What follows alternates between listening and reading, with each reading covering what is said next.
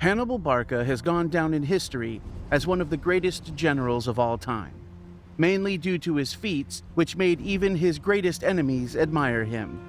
The Roman historian Cornelius Nepos begins his biography as follows.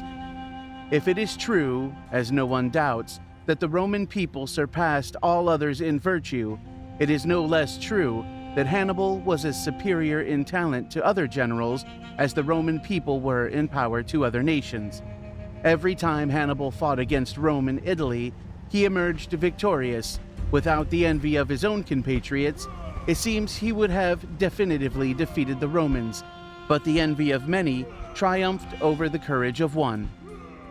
His father was Hamilcar, a general who fought brilliantly in Sicily during the First Punic War.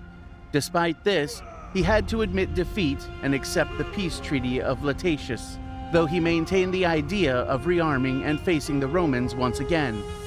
Hamilcar instilled hatred for the Romans in Hannibal from his earliest childhood.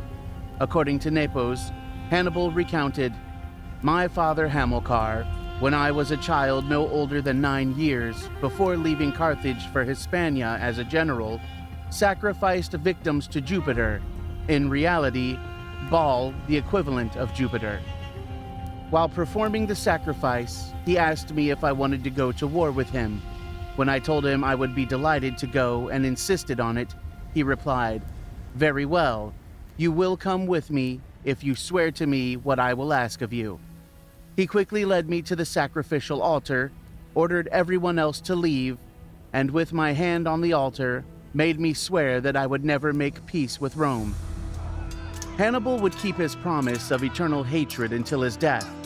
He spent his youth with the army alongside his father, becoming a gifted fighter and an expert in the art of war. To his extensive experience, he added innate skill and bravery. After his father's death, command passed to Hasdrubal, Hannibal's older brother, who placed him in charge of the cavalry. When Hasdrubal was assassinated, Hannibal was proclaimed the absolute leader of the army at the young age of 24. For 3 years, he continued the conquest and pacification of the Iberian Peninsula until, in 1219 BC, he besieged Saguntum. Years earlier, a treaty between the Romans and Carthaginians had established the Ebro River as the boundary. Saguntum lays 170 kilometers south of the Ebro, though it may have also been explicitly protected by the treaty as it was an ally of Rome. After an 8-month siege, Hannibal took Saguntum, while in Rome the Senate debated what to do. They eventually sent an embassy with an ultimatum. Either Hannibal was handed over, or there would be war. The moment Hannibal had been waiting for finally arrived.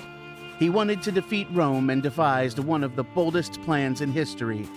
To surprise the Romans, he intended to cross the Pyrenees and the Alps and reach Latinum from the north. In 218 BC, he set out. The most striking part of his army was the 37 North African elephants. Livy describes this journey as a great feat and recounts a curious episode. At one point, the army was blocked by rock and ice on all sides, making it impossible to continue without a massive detour. The solution was to pile up large amounts of wood, set it on fire, and pour vinegar over it. Apparently, this caused the rock to crumble. There is still no consensus among historians on how this might have worked. Finally, in just 5 months from leaving Carthago Nova, Hannibal reached the other side of the Alps with almost no opposition. A crucial part of his army would be the Gauls, who shared his hatred for Rome. In total, Hannibal commanded about 80,000 infantry soldiers and 10,000 knights.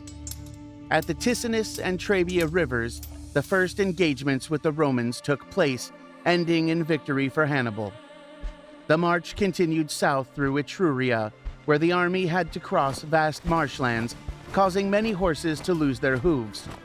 Moreover, according to Polybius, Hannibal was forced to ride the last surviving elephant after the long journey, but he suffered an eye infection that eventually left him blind in one eye.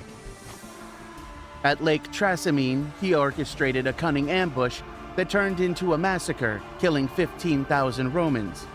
Meanwhile, the Romans won battles in Hispania and in the Tyrrhenian Sea, preventing Hannibal from receiving the reinforcements he had requested.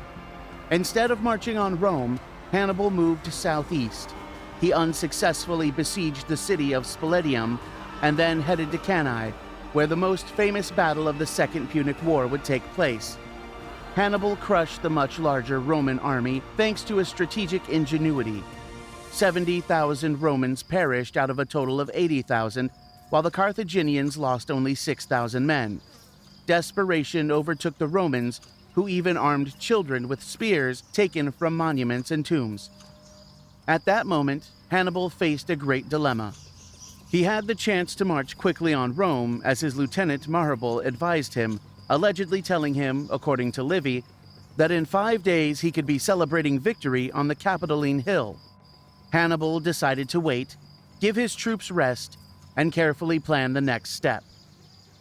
Hannibal reportedly responded, "It is true that the gods do not grant all virtues to one person. You, Hannibal, know how to win, but you do not know how to use victory." Meanwhile, in Carthage, a debate ensued over whether to send reinforcements. The opposition to Hannibal and his war was led by Hanno, an aristocrat who favored good relations with the Romans. Despite this, reinforcements were sent to Hannibal, who had secured an alliance in Capua, the second most important city in Italy. In 211 BC, Hannibal saw the moment to march on Rome. He set up camp just 3 miles from the city, and his cavalry reached its gates.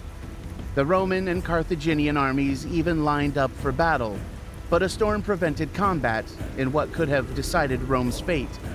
The same thing happened the next day, as torrential rain kept the rivals from fighting. Livy claims that Hannibal attributed divine meaning to the adverse weather conditions, saying, "They say Hannibal was heard to say that sometimes he lacked the will and other times the luck to take Rome."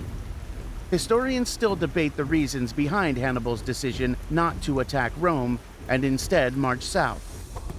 Fortune continued to favor the Romans. The king of Macecily, Syphax, rebelled against the Carthaginians, forcing them to divert troops. The Roman army advanced in Hispania and, through several naval battles, nearly annihilated the Carthaginian fleet. Finally, Publius Cornelius Scipio landed in Africa, and his legions forced Carthage to withdraw Hannibal from Italy. Without ever being defeated, Hannibal had to return to Africa, and, as soon as he arrived, he broke the agreement. In 202 BC, the final battle took place at Zama, near Carthage. Rome emerged victorious and imposed a harsh treaty. Hannibal continued recruiting men for the fight, but Carthage signed peace without him. With the war lost, Hannibal entered politics as the leader of the popular faction, forcing the oligarchs to bear the tax burdens. In turn, they accused him of treason for not having taken Rome when he had the chance. The aristocratic faction also managed to have Rome demand Hannibal's surrender. Fearing for his life, Hannibal fled in search of refuge and vengeance. He entered the service of Antiochus III Magus, king of the Seleucid Empire, who was at war with Rome, though he was never appointed general. He wanted Antiochus to take the war to Italy, as he had done, but his advice was ignored. Later, he managed to assemble a Phoenician fleet and confront the Romans, but he was defeated. He fled to Crete and finally to Bithynia as an advisor to King Prusius. When the Romans learned of his whereabouts, they sent a delegation to demand his surrender. Seeing his house surrounded, Hannibal committed suicide by taking poison he always carried with him. Thus ended the life of Hannibal, and his legend began. Roman historians, prone to exaggeration, praised his military skills while condemning his cruelty. For example, Livy wrote, "His boldness in facing danger was unparalleled, as was his prudence. Nothing could tire his body or overcome his courage. He was the first among the soldiers. He started the war first and ended it last."